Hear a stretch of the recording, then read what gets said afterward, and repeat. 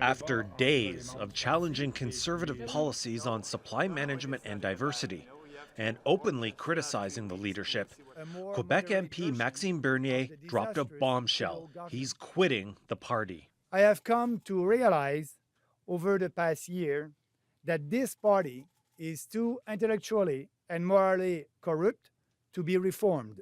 Bernier said he plans to start his own party. The Conservative Party has abandoned conservative. It does not represent them anymore.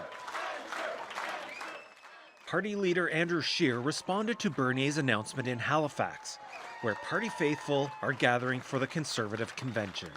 I think it's clear over the past few days and weeks that Maxime Bernier has made this choice. He has decided to help Justin Trudeau and abandoned the best alternative to this Liberal government.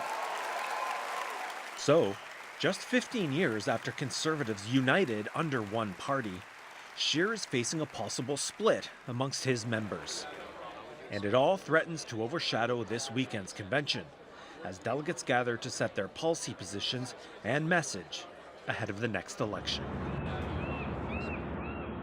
The party chose Halifax as the site of this convention for a reason.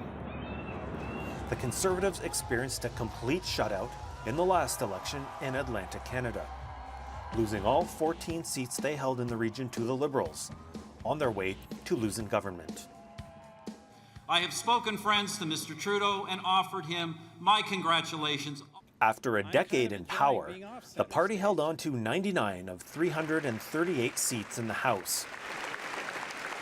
So, Conservatives regrouped in Vancouver in 2016, hoping to figure out how their message had gone wrong. There was no clear vision of where the country needed to go at the time. I think, simply put, people were sick and tired of Stephen Harper. I think the country was looking for something more optimistic, more hopeful, more youthful. Conservatives gathered again in 2017, this time in Toronto, where it took 13 ballots for a new leader to emerge. Le prochain chef, Andrew Scheer.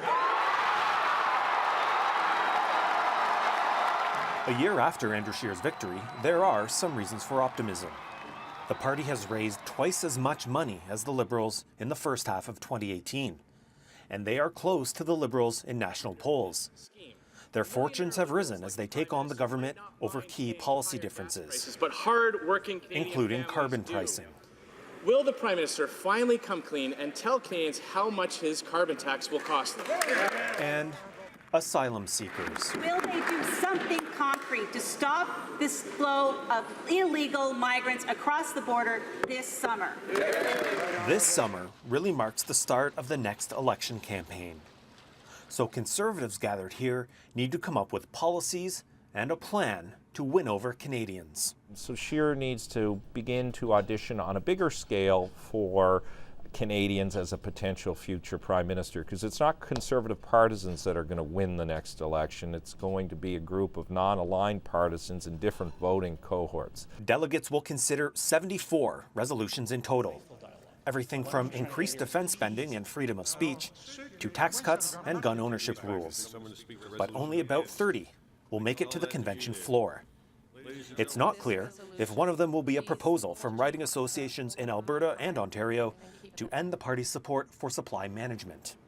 Thank you. There are people in the party who are clear ideological conservatives who have real issues with the continued supply management regime we have in Canada. And those people are very much at odds with the people who want to maintain the support of central Canada, including Quebec and Ontario. Refugees on the border could also be a major theme in the debate at this convention. And there is a resolution supporting construction of the Energy East pipeline. Other proposals call for leadership on climate change adaptation and greenhouse gas reduction. And there are resolutions on abortion, including a call to make the protection of unborn children a perfectly valid legislative objective. Good morning, everyone. The debates, the decisions, the vision offered by Andrew Scheer at this convention will give Canadians a pretty good idea of what Conservatives will stand for the next time voters cast their ballot. I think the Conservative Party needs to take it outside of their base and propose something that's going to appeal to the general public. They're trying to defeat a government that isn't quite ready to defeat itself. So they need to give people reason to vote for the Conservative Party.